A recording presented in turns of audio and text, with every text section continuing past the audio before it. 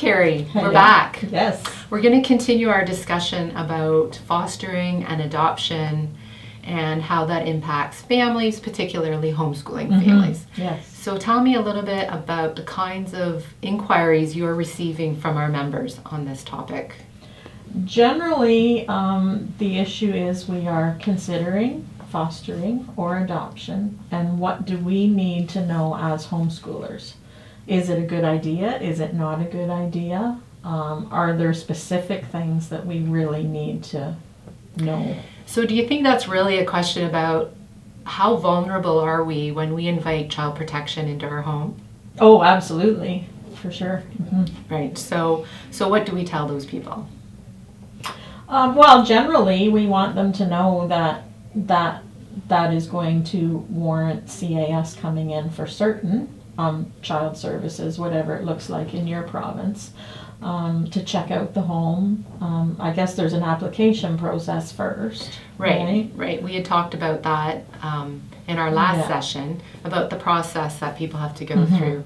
Yeah. And so I think people are concerned or should be aware that when they bring in children, and especially if it's the fostering piece, where the children might be older and school age already, can they homeschool them? And of course, that's not completely up to the foster parents, is it? Right. The social workers need to have a say in that, and possibly the biological parents, depending on each family. And we have had some instances where the social worker has come to the family and said, would you homeschool this child with your own? And they're like, absolutely, but that doesn't always happen, right? Sometimes the family needs to advocate for that. And I think if the family already has other children in the home who are being homeschooled, and the foster child or foster children are still in public school, sometimes that sets up an us and them scenario where the kids aren't being treated the same, fairly, and that's a disadvantage to really getting everybody integrated.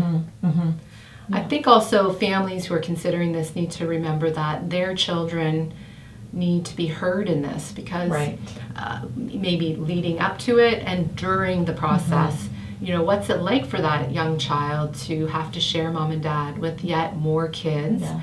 And not just mom and dad, but their house and their belongings, their toys. That's right. Right. And then if the foster situation, or if it's an adoption or international adoption, then the family gets to experience the delights of perhaps another culture. Right. And that new child, that their origin of birth, they should have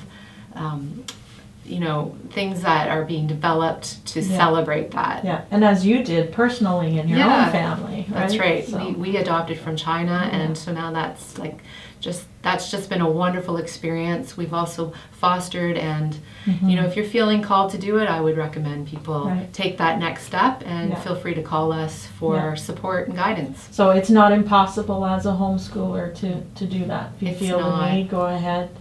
Give us a call. Every situation is different, and we walk you through that province to province. And just know that your home is in one sense going to be invaded in more ways than one, and how you deal with that makes for a better opportunity. Right. Being prepared. Okay, great. Thanks. Thanks.